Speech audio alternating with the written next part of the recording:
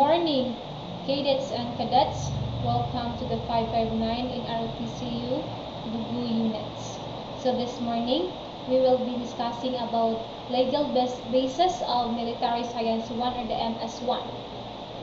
So introduction. RA 9163, it is an act establishing the NSTP or the National Service Training Program for the tertiary level students, amending the purpose of the Republic Act number 7077, Presidential Decree number 1706, and for other purposes. So the act that established the NSTP is the RA 9163. Section 2 of RA 9163 hereby affirms that the prime duty of the government is to serve and protect its citizens. And third, it shall be the responsibility of all citizens to defend security of the state, and in the fulfillment thereof the government may require each citizens to render personal, military, or civil services. The prime duty of the government is to serve and protect its citizens. So in return, we are protected by the government, so we must to render services also. We should defend our security also. In Section 4 of RA 9163, there is hereby established the NSTP, which shall form part of the curricula of all baccalaureate degree courses and at least 2-year technical vocational courses, and is a requisite for graduation, consisting of the following service components. So Section 4 of RA 9163, the National Service Training Program, will be part of the curricula in baccalaureate courses or 4-year courses, or sa mga mga vocational courses o mga 2 years course lang. So NSTP shall be dapat meron. So these components are the ROTC, the LTS, and the CWTS. So these three was covered by the NSTP program. So the first is the ROTC, or the Reserve Officers Training Corps, which is hereby made optional and voluntary upon the effectivity of this act. So to those freshman students, it is unnecessary for them to enroll in NSTP subject. It's their decision, or it is optional kung ano yung NSTP na i-enroll nila. Okay? ROTC is optional kasi mahirap kasi yung ROTC, lalo na pag face to face. It's military training kasi, the first step for you to be a military minded person. Next is the Literary Training Service, or the LTS, and the third one is the Civic Welfare Training Service, or the CWTS. So this CWTS, it's more on social services, okay? While ROTC, it's more on military trainings. Next, just wait lang. Section 15, 4 of Batas Pambansa Bilang 323, likewise provides that it is the duty and responsibility of students to participate actively in civic affairs and be involved in the promotion of the general welfare of the people, particularly in the social, economic, and cultural development of the community, and in the attainment of a just, compassionate, and orderly society. So, in the Batas Pambansa Bilang 323 in Section 15, it states there that the responsibility of the students must be an active citizens in our political issues, economic issues, and social issues sa ato ang bansa. Pursuant to Section 12 RA number 9163, known as the NSTP Act of 2001, CHED, TESDA, and DND, when we say DND, Department of National Defense, and consultation with concerned government agencies, the Philippine Association of State Universities and Colleges, or the PASUC, Coordinating Council of Private Educational Association of the Philippines, or the COCOPIA, NGOs promulgate the following IRR to implement the provisions of this Act. So these are the following. Section 1, Rule 1, IRR 2 RA 9163, or the guiding principle. So, as what I've said earlier, the prime duty of the government is to serve and protect its citizens. So in return, the citizens also will defend our security, okay, and will render services. It's either personal, military, or civic services. Next, in Section 2 of Rule 1 IRR 2 RA 9163, or the role of the youth, number 1, in recognition of the vital role of the youth in nation building, the state shall promote civic consciousness among them and shall develop their physical, moral, spiritual, intellectual, and social being. It shall inculcate the ideals of patriotism, nationalism, and advance their involvement in public and civic affairs. Excuse me. It's the role of the youth. So the role of the youth is the youth or the students must be conscious. So when you say conscious, it's mulat, diba? So you are conscious, kabalo ka ana sa imong gibot, o kabalo ka sa mga panghitabo, or kabalo ka sa mga panghitabo sa ato ang government issues or economic issues, political issues, and you know also what's patriotism, nationalism, and the involvement of public and civic affairs. So you must know about it. Next, number 2, as the most valuable resources of the nation. So given ani as the youth, okay? They shall be motivated, trained, organized, and involved in military literacy, civic welfare programs, and other similar endeavor in the service of the nations. So the role of the youth is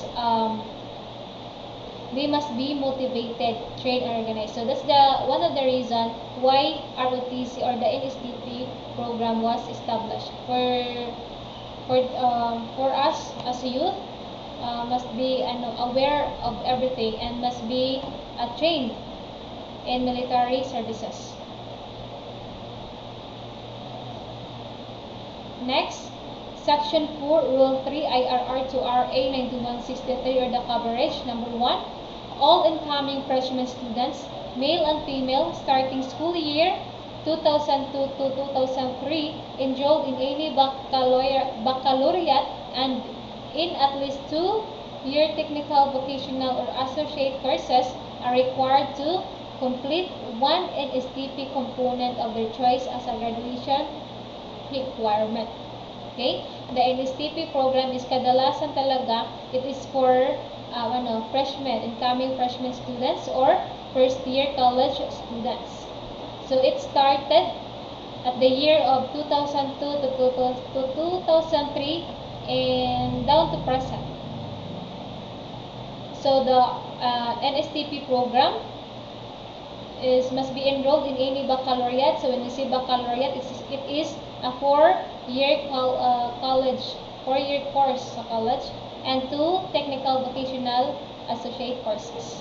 So they must be rendered one NSTP component. So when we say one NSTP component, yun yung ROTC, CWTS, or the LTS. So in our school, sa MC, we are rendering 2 NSTP component, the ROTC and the CWTS. So ROTC, it is required for the French students. Why? Because ROTC. It is compulsory sa mga first year CRIM students kay tungod it's their first step to be trained in military trainings, diba? And sa mga CWTS, CWTS it's for other courses lang. And sa mga students of CRMC sa ROTC nga dili CRIM ang ilahang courses, so they are working or mga academic scholars.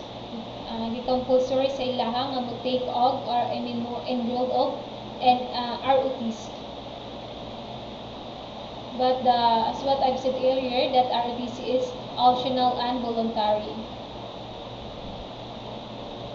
Number 2, all higher and technical vocational education institutions must offer at least one of the NSTP components.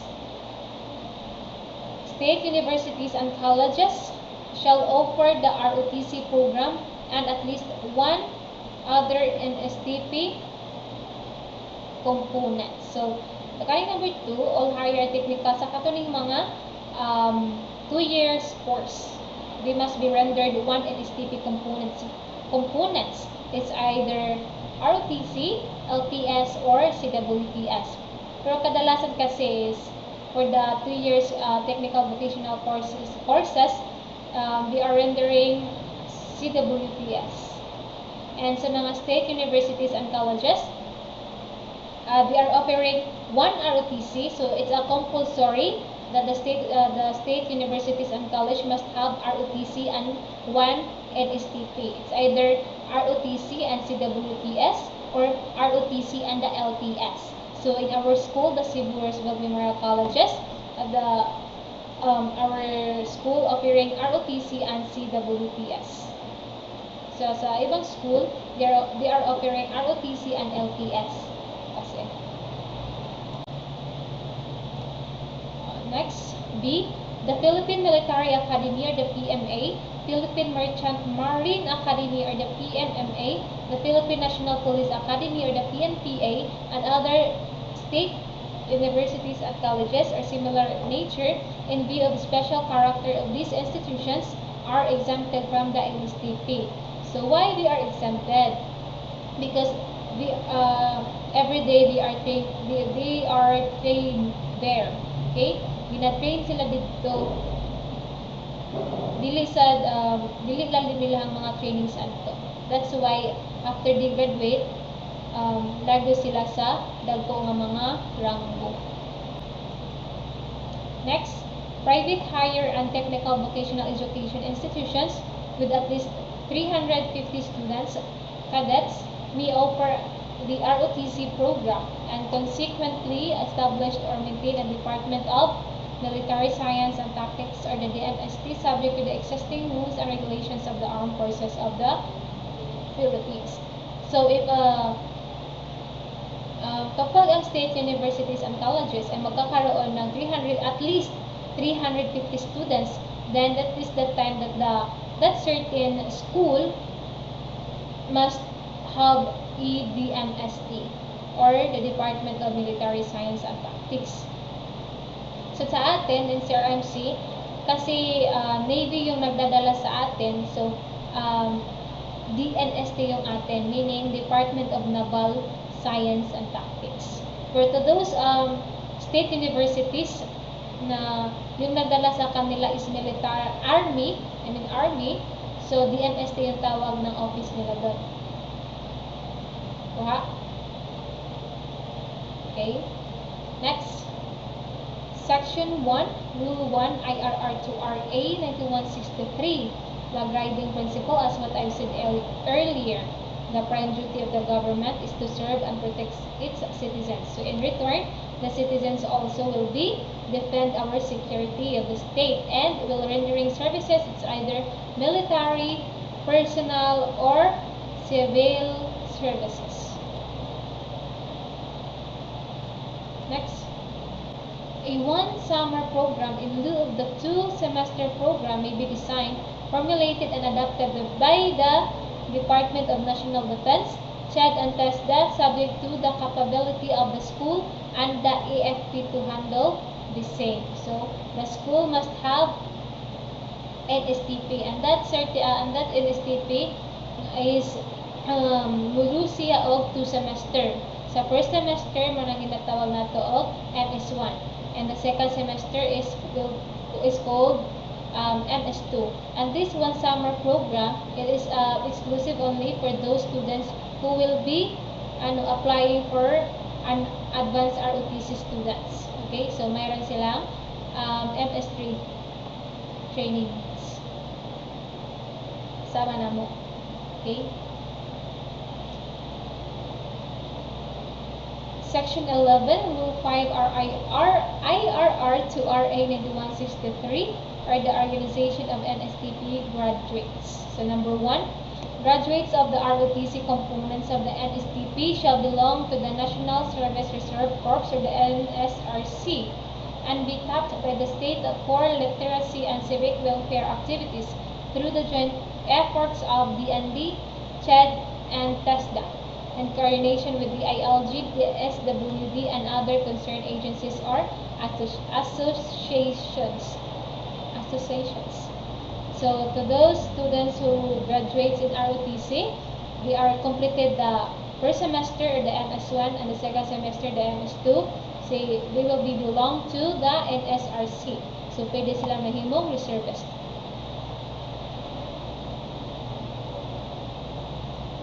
Next, number 2, the CHED, TESDA, and DND in consultation with other concerned government agencies shall issue the necessary guidelines for the establishment, organization, maintenance, and utilization of the National Reserve Corps.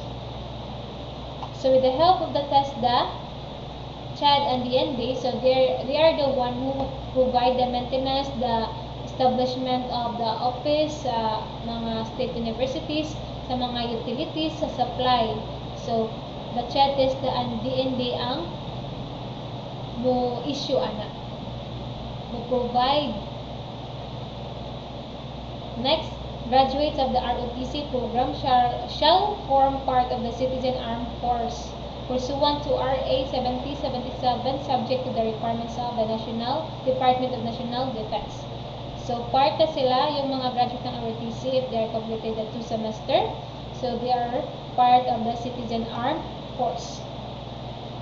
May certificate kasi kayo dyan after you graduated the 2 semesters. That's why you are part of the Citizen Armed Force. Section 13, Rule 6, IRR to RA 9163 are the transitory provisions. Number 1, students who are currently enrolled but not have taken any of the military service or the MS, civic welfare service, or law enforcement service or the last program shall be covered by the NSTP law. So, bisan sa katong mga students na they are currently enrolled but wala sila nikan sa military, sa CWS and the rest, they are still covered by the NSTP law. Okay? Number 2, students who have completed 2 semesters of the expanded ROTC are deemed to have complied with the NSTP law. So, they must be complied. It's necessary for the ROTC students nga mo comply sila sa first semester and second semester. For them, nga matawag sila nga graduate sila sa ROTC. The MS1, ito ang mga basic ROTC. MS2, expanded ROTC.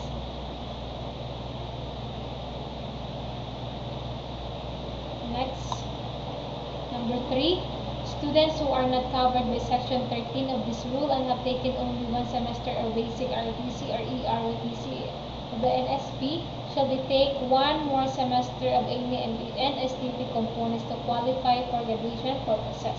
So meaning, hindi kayo you are not full graduate ROTC graduates kapag hindi nyo nakompleto yung first semester at saka second semester.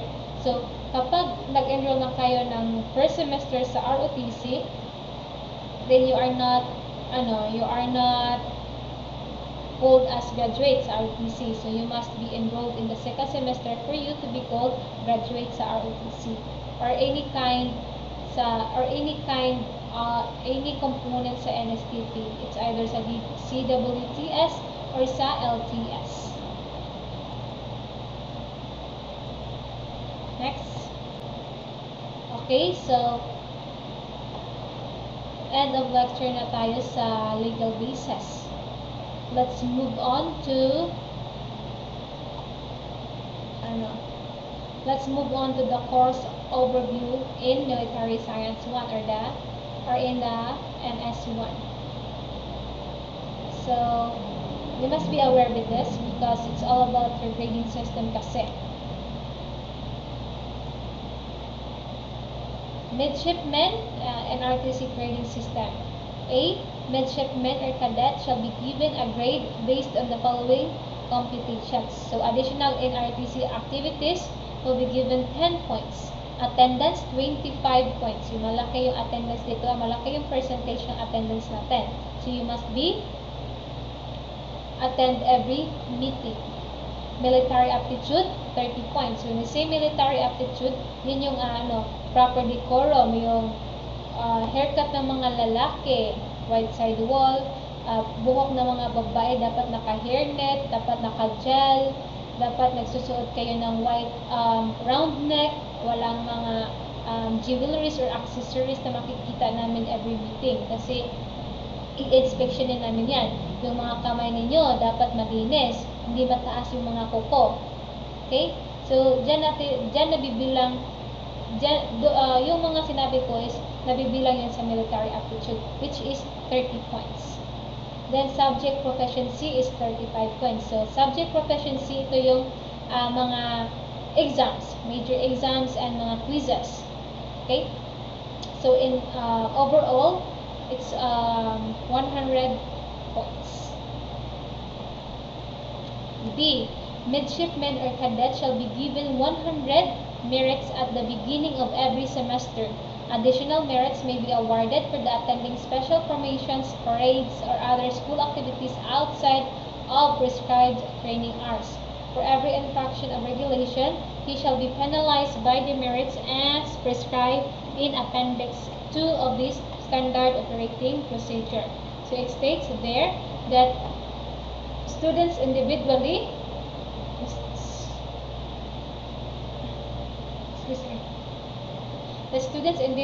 must be given 100 merit.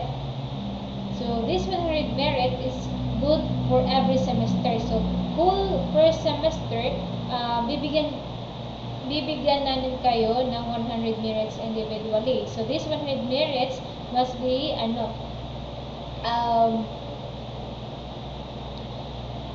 must be given to you.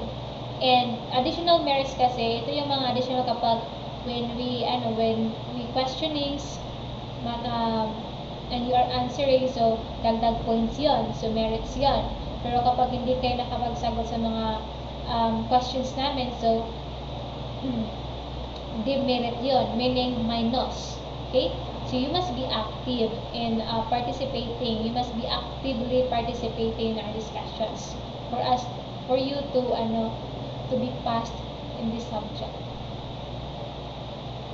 C. Midshipmen or cadet must obtain a minimum of 25 points in subject proficiency and 20 points to pass the ROTC training. So, cadet and cadets, you must be obtained 25 points.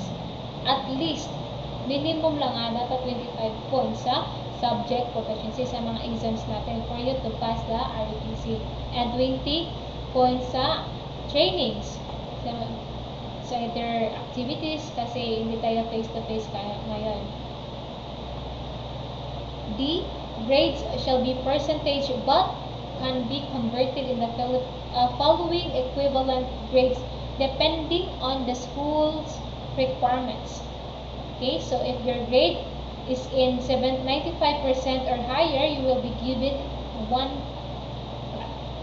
flat. Next, less than 95% down to 90, you will be given 1.5 grade. Less than 90% down to 85, you'll be given 2. Less than 80% down to 80, less than 85% down to 80%, 2.5. Less than 80% down to 75%, 3. So less than 75%, so failure. So you are failed.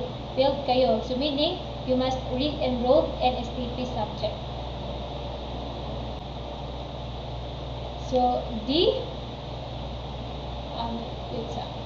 so D, computation of grades. So the computation of grades, so be aware. The grades for attendance, military aptitude, and subject proficiency shall be computed separately and the results added to determine the final grade. So, we are grading you separately, meaning ilahi-lahi. In attendance lahi, in military lahi, in subject proficiency lahi. Then after we come up sa attendance, sa military aptitude, and sa subject proficiency, so we're adding all of them, then the results will be your grade. So in attendance, number of hours or days present times 30%. Diba? So what I've said earlier, attendance is 30%.